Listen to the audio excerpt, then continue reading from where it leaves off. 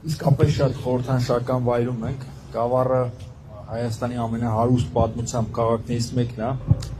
հիմնադրվել է 1829-1830 ռուս-թուրքական պատերազմից հետո, Ադրբեջանապոլսի պայմանագրից հետո,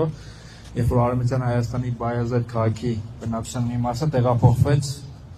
այս շրջան, հիմնելով նոր Բայազեդը։ Ճիշտ է, այս ինֆորմացիան չի տեղավորվում Նիկոլ Փաշինյանի իրական Հայաստանի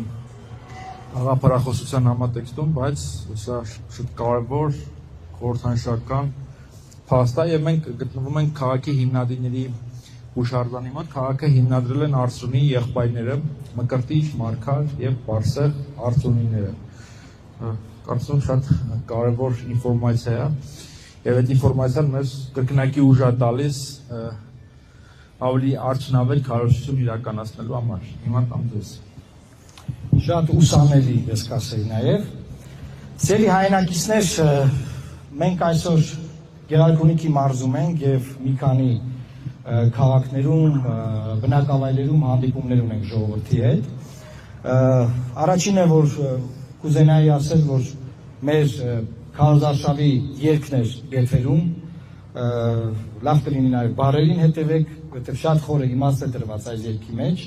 եւ այն ըստ էության ոչ միայն բողոքի ձայն է եղած իրավիճակի վերաբերյալ, այլ նաև մի մեծ ճանապարհ հարթող երգ է լինելու մեզ համար եւ նաև մեր ժողովրդի համար, վստահ եմ, գնալով այն կդառնա ավելի հոգեհարազատ 2 օրայից։ Մի օր առաջ ենք այն հրապարակել,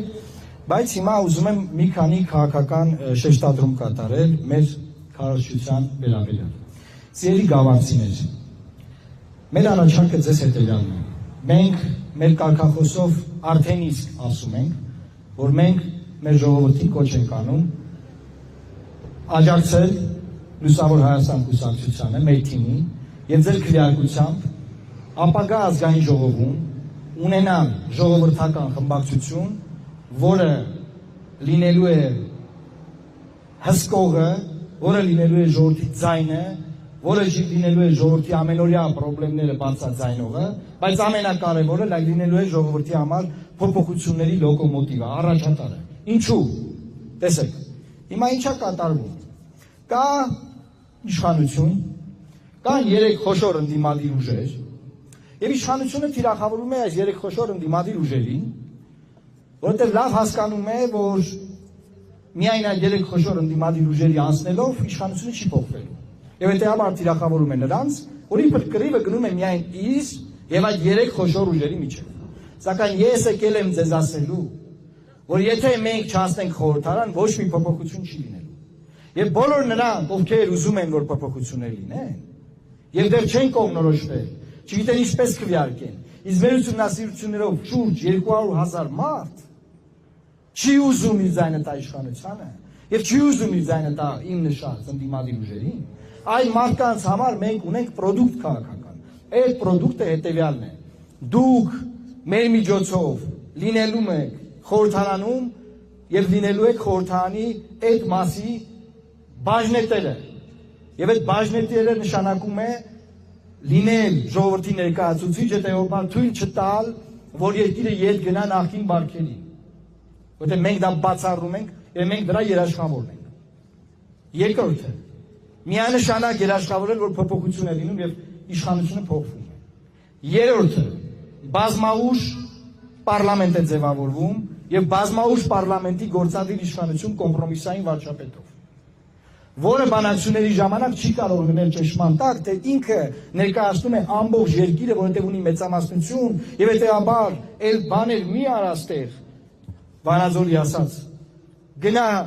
գնաց քննարկես բանեն, աստեղ որոշի ճանապարհա, բանա, հողա, դեսա, դենա, ինչ կա զիջելու, դու են աստեղ որոշի գնա այդ զիջումներին, միազնյա, միայնակ։ Պետք է այս ամեն ինչը կասեցնել։ Մենք դեմ ենք, որ լինի որևէ ուժ, որ ունենա այսօրվա նման բացարձակ իշխանություն։ Ուզում է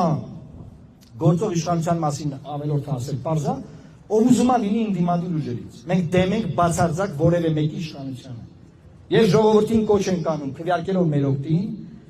դասներով խորհրդարանում ժողովրդական խմբակցություն, փոխել իրավիճակը եւ ներկայացված լինել, դառնալ ապագա իշխանության, ապագա պարլամենտի բաժնետերը։ Մյուս տարբերակը սիրելի հայրենակիցներ, դա էլ ասեմ, հետո չասեք, չէ կար մի հատ գավառ, մի հատ չասեցի իմանանք, Էդմոն ջան, այդ էլ ասեմ։ Մյուս տարբերակն այն է, որ Երևան քաղաքի ընտրությունների նման,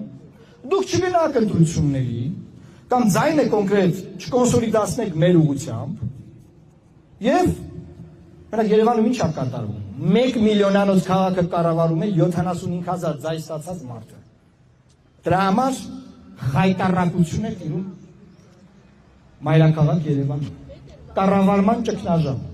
Խայտարակությունը մեղմ բառ է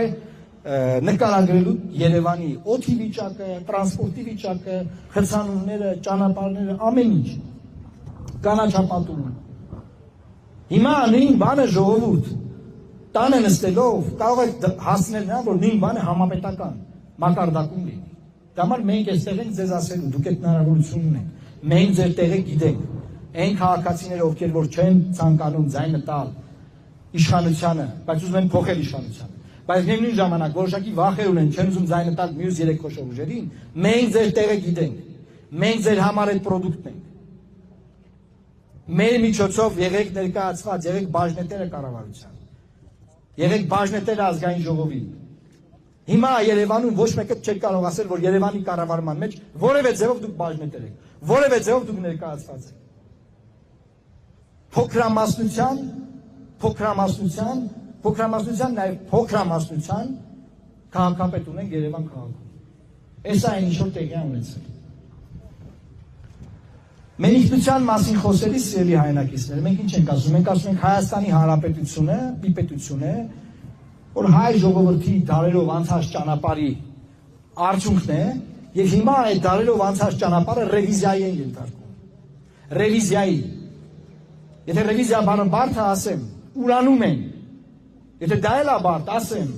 ընդունում են Ադրբեջանի եւ Թուրքիայի թեզերը մեր պատմության մասին։ Որտեղ եք որ ժողովուրդների դեմ մենք ասենք այնտեղ ցեղասպանություն բանն, նայեք քանի օքի ազողվել, ինչ պայմաններում, ինչ հանգամանքներում, շատ ենք խոսել այս մասին։ Եվ ահա դրա համար նաև մենք ունենք խորհրդանիշ Քարոզարշավի։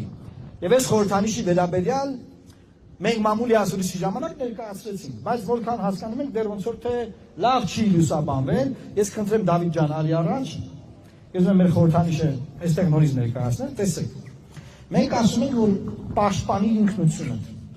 Մենք գտնում ենք, որ մեր ազգային արժեքներով մենք պետք է պաշտպանենք մեր հայկական ինքնությունը։ Մեր հայկական ինքնությունը պաշտպանելով մենք պաշտպանում ենք այսօրվա Հայաստանի Հանրապետությունը իր սահմաններով, որտեղ այսօր աշխարհում Թաշկինակի պես պետությունների սահմաններ են փոխվում, ժողովուրդ։ Այս պայմաններում մենք պետք է հետգանք մեր ակունքներին։ Այս պայմաններում մենք պետք է ոչ թե ընկնենք ճշտամու խելքին իր թեզերը Հայաստանում շրջանառենք, այլ մենք պետք է մեր ակունքներին գանք, մեր իրականությունը պատմենք, մեր մասին խոսենք։ Այսօր ինչ են այս 3 խորհրդանիշներն էստեղ։ Ինքնիշխանության մասին Հայաստանի Հանրապետության զինանշանը։ Այս զինանշանը վտանգված է։ Որտեղ մենք գիտենք սահմանային կրիքների վրայից Արարատ լեռը հեռացնել են։ Եվ իշխանությունը ծրագրում է, եթե ընտրվի, նաև հեռացնելու է մեր զինանշանի վրայից։ Հետևաբար սիրելի հայրենակիցներ, պետք է պաշտպանենք մեր ինքնությունը, մեր զինանշանը։ Գնացինք առաջ։ Մեծ